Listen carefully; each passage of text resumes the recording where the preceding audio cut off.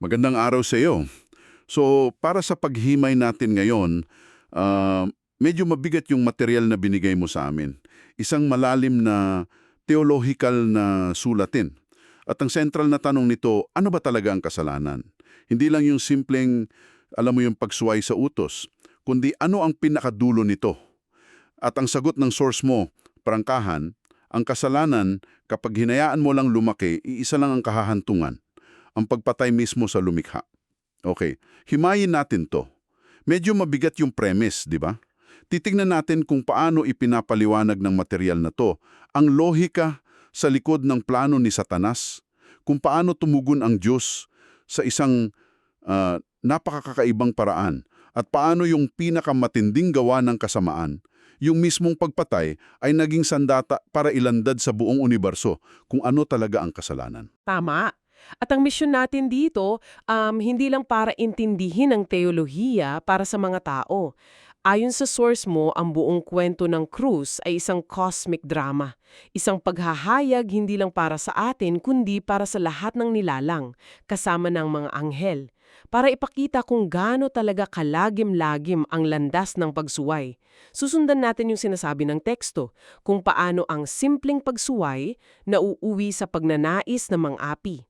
At kung paano yung pagnanais ng mang-api sa pinakadulo nito humahantong sa D-side, Pagpatay sa Diyos. Wow. pagpatay sa Diyos. Okay, simulan natin sa pinakaugat ng argument. Sabi sa teksto, ang pangunahing layunin daw ni Satanas ay yurakan ang kanyang kapwa. Pero teka, parang napaka-simple naman ng motibasyon na yon para sa isang cosmic rebel. Sinasabi ba ng source na puro lang pagnanais na manakit yun? O may mas malalim siyang pilosopiya? Magandang tanong yan. Kasi hindi lang ito simpleng gusto kong manakit. Ang pinag-uugatan niyan ayon sa ating material ay yung pagnanais na maging pinakamataas, ang I will be like the Most High. At sa universo na dinisenyo ng Diyos, ang pamumuno ay nakabase sa pag-ibig sa paglilingkod. Ang gusto ni Satanas ay isang universo kung saan kapangyarihan ang nagahari. At para mangyari yun, kailangan niyang alisin yung pinakamalaking hadlang, ang mga utos ng Diyos. Ah, okay. So yung mga utos, hindi lang yan listahan ng bawal, ito yung mismong operating system ng universo ng Diyos. Eksakto. Isipin mo ang mga utos, lalo na yung utos na ibigin mo ang iyong kapwa bilang isang universal na batas ng physics para sa moralidad. Ito yung proteksyon ng mahihina laban sa malalakas. Sabi nga mismo sa teksto, kung walang mga utos, ang mahihinang nilalang ay tiyak na aapihin ng malalakas na nilalang. Kung aalisin mo ang batas na yan, ang mangingibabaw ay might is right. Yung pinakamalakas ang siyang masusunod. At yun ang universo na gustong itayo ni Satanas kung saan siya ang nasa tuktok. At dito pumapasok yung sinasabi mong cosmic audience. Habang nangyayari to, ano ang nakikita ng mga anghel ayon sa source? Dito nagiging crucial ang Earth. Noong una, nang magrebelde si Helel o Satanas, ang mga argumento niya ay maaaring tila makatwiran sa pandinig ng ibang mga anghel. Bakit kailangan ng batas? Hindi ba't mas maganda kung lahat tayo ay malaya? Parang magandang pakinggan, di ba? Oh, parang may point? Pero teorya lang lahat yun. Ang mundo ang naging laboratorio. Dito, ipinakita ni Satanas sa buong universo kung ano ang practical na resulta ng pilosopiya niya. At ano ang nakita nila? Pagpatay, pagnanakaw, pangangaluwa, pagsisinungaling, isang lipunan kung saan ayon sa sipe, dugo ang kasunod ng dugo. Doon, nakita ng lahat ng nanonood na yung kalayaan na sinasabi ni Satanas ay anarkya pala. So, para kay Satanas, hadlang ang batas sa kanyang ambisyon.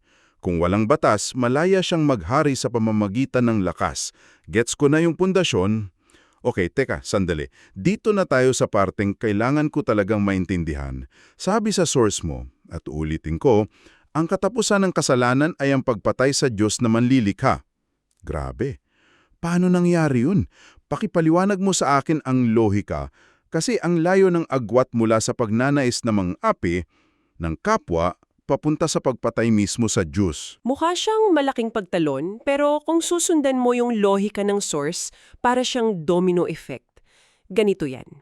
Una, gusto ni Satanas na yurakan ang kapwa niyang nilalang. Pangalawa, sino ang humahadlang sa kanya? ang Diyos sa pamamagitan ng kanyang mga utos. Ang mga utos ay ang pagpapahayag ng character at kalooban ng Diyos. So ang pag-atake sa utos ay pag-atake na rin sa Diyos na nagbigay nito. Okay, so yung galit niya sa batas, nailipat niya sa tagapagbigay ng batas? Precisely. Ang kasalanan ay hindi nananatili sa isang level lang. Nag-e-escalate yan. Ang galit mo sa kapwa mo na isang paglabag sa utos, kung hindi mo pipigilan, magiging galit yan sa Diyos na nag-utos sa iyong mahalin ng kapwa mo. Kumbaga, sino ka para sabihin sa akin kung anong gagawin ko?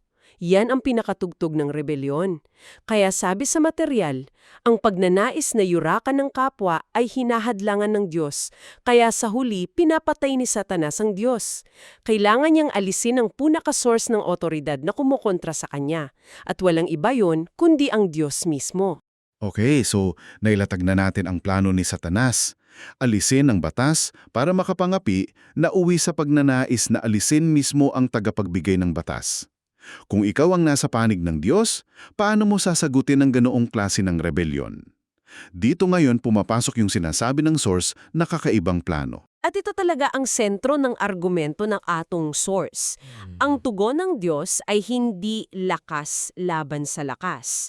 Ang plano ay ang ikalawang persona ng Diyos ay hunubad ang kanyang sarili at naging isang nilalang. Bago tayo magpatuloy, para lang malinaw sa lahat, pag sinabi nating ikalawang persona ng Diyos base sa source na ito, ano ang eksaktong tinutukoy natin? Para lang magkapareho tayo ng unawa. Mahalaga yan. Sa balangkas ng teolohiya ng source, ang Diyos ay iisa pero may tatlong persona.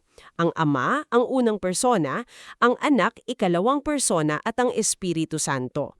Ang ikalawang persona, si Jesus, ang dinutukoy dito na siyang logos o salita na nagkatawang tao. Siya yung ahente ng paglikha. Salamat sa paglilinaw. So, itong ikalawang persona ay naging isang nilalang. Bakit? Ano ang logic doon at ano yung konsepto na siya raw ang naging utos na nagkatawang tao? Ang technical term dyan ay kenosis. Pero para mas madali, isipin mo yung isang bilyonaryong CEO ng isang global corporation. Mahal niya ang kumpanya niya, pero may rebelyon sa mga empleyado. Para ayusin to, hindi siya nagpadala ng memo. Ang ginawa niya, pansamantala niyang isinuko ang kanyang posisyon, yaman, lahat. Nag-apply siya bilang isang ordinaryong empleyado sa pinakamababang level. At bilang empleyado, naging perpekto siya. Sunod niya lahat ng patakaran. Dahil doon, muli niyang nakuha ang karapatan na pamunuan ng kumpanya, pero sa pagkakataong ito, hindi lang bilang may-ari, kundi bilang isa sa kanila na nagpakita kung paano maging perpektong empleyado. Wow, ganda ng analogy. So, yun ang ginawa ng ikalawang persona. Ang may-ari ng lahat ay naging bahagi ng nilikha niya. Eksakto. Isinuko niya ang kanyang karapatan bilang may-ari para manahin ito bilang isang nilalang. Dahil sa perpektong pagsunod niya sa utos bilang tao, siya ang naging legal na tagapagmana ng lahat ng bagay. At dahil siya ay perpektong sumunod, siya ang naging buhay na ehemplo ng utos. Hindi na ito nakasulat lang sa bato, naglalakad na ito sa lupa. Kung gusto mong malaman kung ano ang itsuri ng perpektong pagsunod, tingnan mo lang siya. At dito na nagkaroon ng malaking problema si Satanas.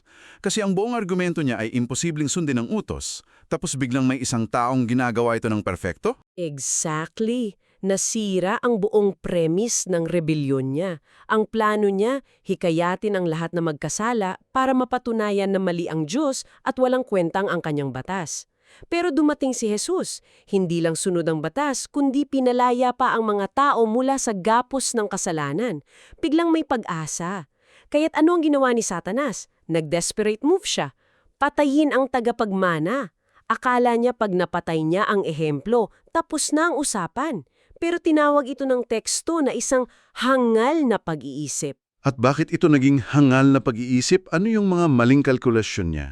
Tatlo ang pangunahing maling akala ni Satanas ayon sa ating source. Una, inakala niyang sa pagpatay kay Jesus, babalik na sa dati ang lahat. Mawawala na yung inspirasyon. Pangalawa, inakala niyang mapapanatili niya ang kontrol sa mundo. Sa isip niya, kung mapapatay ko ang legat na tagapagmana, akin ang mana. Para siyang tenant na pinatay ang anak ng may-ari. At ang pangatlo, yun sigurong pinakamalaki. Iyon ang pinakamalaki at pinaka-fatal na pagkakamali niya, hindi siya naniwala sa muling pagkabuhay. Bakit? Kasi para sa kanya, na ang buong worldview ay nakabase sa pagsuway, imposible para sa isang nilalang na tuparin ng perpekto ang mga utos ng Diyos. Ang hindi niya na-gets ay ito. Ayon sa source, kung sumusunod ka sa mga utos, malalampasan mo ang kamatayan. Ang kamatayan ay bunga ng kasalanan. Kung walang kasalanan, walang kapit sa iyo ang kamatayan. Para kay Satan, teorya lang yan. Imposibleng mangyari sa totoong buhay. So, para pala siyang naglalaro ng chess at sinakripisyo ang lahat para lang makapture ang isang piraso, hindi niya namalayan na yung pirasong yun palang mismong board. Sa pagkuha niya rito, nawala ang laro mismo. Napakagandang analogy niyan at higit pa doon, sa mismong akto ng pagpatay sa isang taong walang kasalanan, inilantad niya sa buong universo, sa harap ng lahat ng hangir, ang tunay niyang kulay.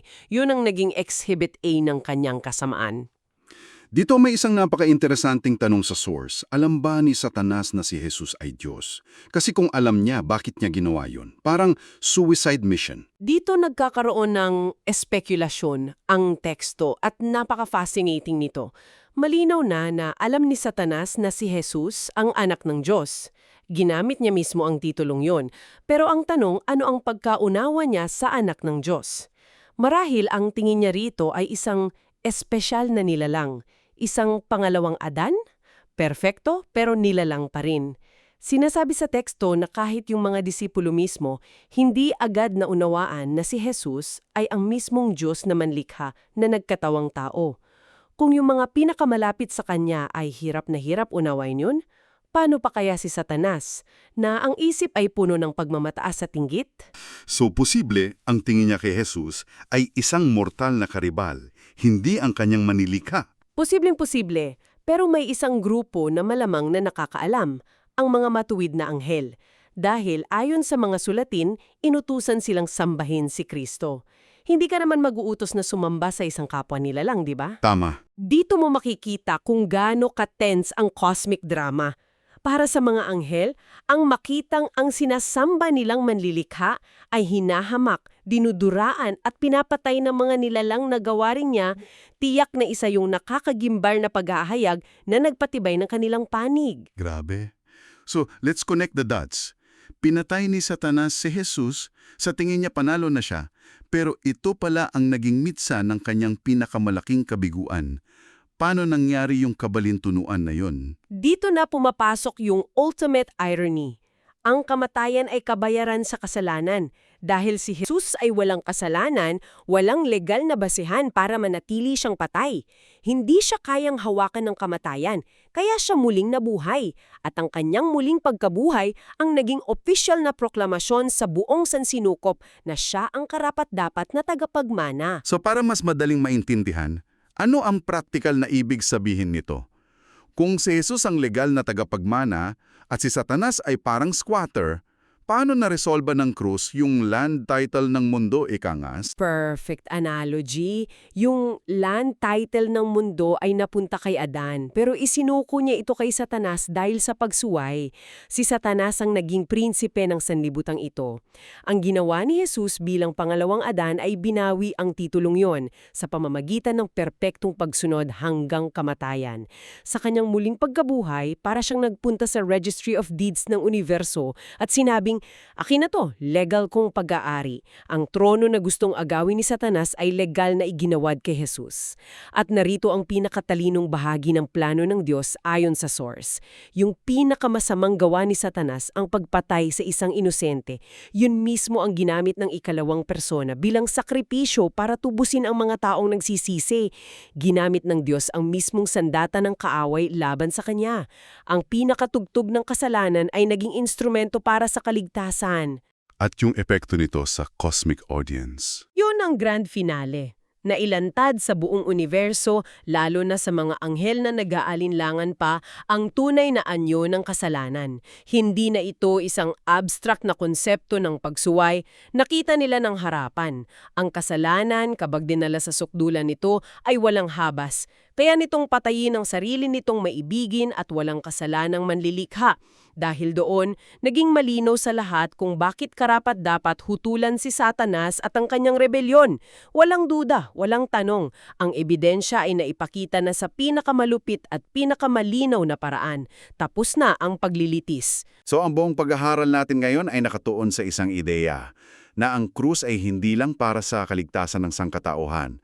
Ito ay isang cosmic na paghahayag, isang demonstration para sa lahat ng nilalang mula sa mga tao hanggang sa mga anghel, kung ano talaga ang nasa puso ng kasamaan at kung ano ang nasa puso ng Diyos. Kaya narito ang isang bagay na maaari mong pag-isipan. Based sa lahat ng napag-usapan natin, kung ang buong pangyayaring ito sa mundo ay para rin sa kapakinabang ng mga anghel, na ayon mismo sa teksto ay hindi pa kumpleto ang malayang kalooban, ano ang ipinapahiwatig nito tungkol sa kalikasan ng pagkatuto at malayang pagpili? Sa isang universo kung saan maging ang mga nilalang sa langit ay nagmamasid pa rin at inuunawa ang Diyos sa pamamagitan ng mga kaganapan dito sa lupa. Ibig sabihin na ba nito ang buong kasaysayan natin ay isang aralin na pinapanood ng buong kalawakan?